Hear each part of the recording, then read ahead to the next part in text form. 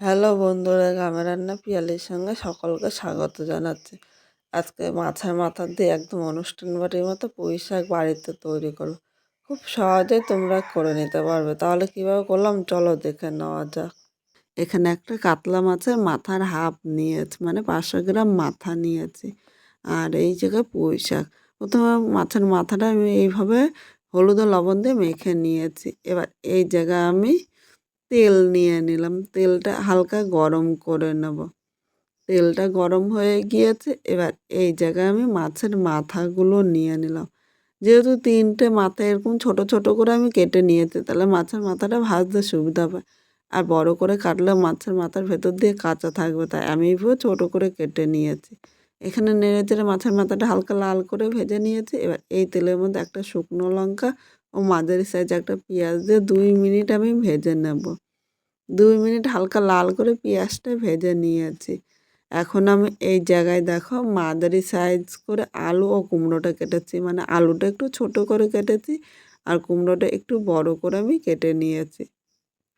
এখন কুমড়ো ও আলুটা এর মধ্যে আমি নিয়ে নিলাম।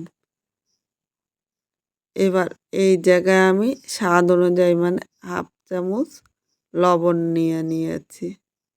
আর সামান্য একটু হলুদ দিয়ে সব কিছু মশলার সাথে একটু নেড়ে চেড়ে মিশিয়ে নেব, নাহলে মশলাটা কিন্তু নিচে দিয়ে ধরে যেতে পারে। মিডিয়াম আগুনে সব কিছুর সাথে নেড়ে চেড়ে মিশিয়ে নিয়েছি। এখন আমি একটা ঢাকনি দিয়ে একটু ঢাকা দিয়ে দিলাম, কারণ এইভাবে ঢেকে ঢেকে রান্না করলে খুব তাড়াতাড়ি আলু কুমড়োটা কিন্তু সেদ্ধ হয়ে যাবে। খুব অল্প সময়ে তোমরা রান্নাটা করে নিতে পারবে। এখানে ঢাকনিটা তুলে নিয়েছি, দেখো আলু কুমড়োটা কিন্তু জল ভাবটা নেই, আর একটু ভাজা ভাজা হয়ে গিয়েছে। এবার এই জায়গায় আমি 1 চামচ আদা বাটা দিয়ে দিলাম আর হাফ চামচ আমি রসুন বাটা নিয়ে নিয়েছি। এর সাথে আমি সামান্য একটু লবণ নিলাম আর হলুদ নিয়েছি আর হাফ চামচ জিরের গুঁড়ো নিয়েছি। এখন সব কিছু নেড়ে চেড়ে মিশিয়ে কষিয়ে নেব যতক্ষণ না মশলার থেকে কাঁচা গন্ধ চলে যাচ্ছে। মশলাটা কষানো হয়ে গিয়েছে, এবার এই জায়গায় আমি পুঁই শাকটা নিয়ে নিলাম।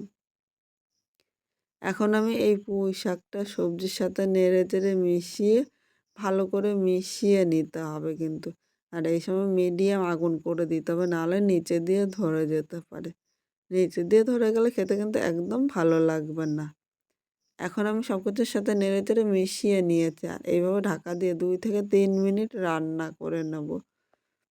3 মিনিট রান্না করে নিয়েছি, এখন আমি ঢাকনিটা তুলে নিলাম। এখানে দেখো পুঁই শাকটা কিন্তু অনেকটাই মজে গিয়েছে। এখন আরেকবার নেড়ে চেড়ে নেবো, নাহলে নিচে দিয়ে ধরে যেতে পারে। আর নিচে দিয়ে ধরে গেলে খেতে কিন্তু একদম ভালো লাগবে না। সব কিছুর সাথে নেড়ে চেড়ে মিশিয়ে নিয়েছি। এবার এর মধ্যে আমি একটু উষ্ণ গরম জল দিয়ে দিলাম। অবশ্যই তোমরা চেষ্টা করবে কিন্তু একটু উষ্ণ গরম জল দিতে। ঠান্ডা জল দিলে আলু কুমড়ো ও পুঁই শাকের ডাঁটাটা কিন্তু শক্ত থাকবে, খেতে ভালো লাগবে না। আর গরম জল দেওয়াতে ঝোলটা তাড়াতাড়ি ফুটবে আর কুমড়ো আলুটাও সেদ্ধ হয়ে যাবে, খেতেও কিন্তু খুব ভালো লাগবে। এখন আমি ঢাকা দিয়ে আরও 3 মিনিট রান্না করে নেব। 3 মিনিট পর দেখো আবার চলে এসেছি। এবার এর মধ্যে আমি একটু নেড়ে চেড়ে নিলাম আর মাছের মাথাটা আমি এর সাথে নিয়ে নিয়েছি। মাছের মাথাটা এইভাবে খুন্তি দিয়ে আমি ভেঙে নিলাম। তোমরা ইচ্ছে করলে আস্তেও রাখতে পারো, কিন্তু একটু ভেঙে নিলে পুঁই শাকের সাথে মিশে যাবে আর পুঁই শাকটা খেতেও ভালো লাগবে। এবার এইভাবে নেড়ে চেড়ে মিশিয়ে 2 থেকে 3 মিনিট আর আমি পুঁই শাকটা ভালো করে রান্না করে নেব। 3 মিনিট পর এর মধ্যে হাফ চামচ আমি চিনি দিলাম। অবশ্যই তোমরা একটু মিষ্টি দিও, মিষ্টি না দিলে খেতে কিন্তু একদম ভালো লাগবে না। এখন চিনিটা নেড়ে চেড়ে মিশিয়ে আরও 2 মিনিট রান্না করে নেব, তাহলে চিনিটা কিন্তু পুরো পুঁই শাকের সাথে খুব সুন্দরভাবে মিশে যাবে। 2 মিনিট রান্না করে নিয়েছি, এখানে দেখো পুঁই শাকটা কিন্তু হয়ে গিয়েছে। এর থেকে বেশি টানাবো না।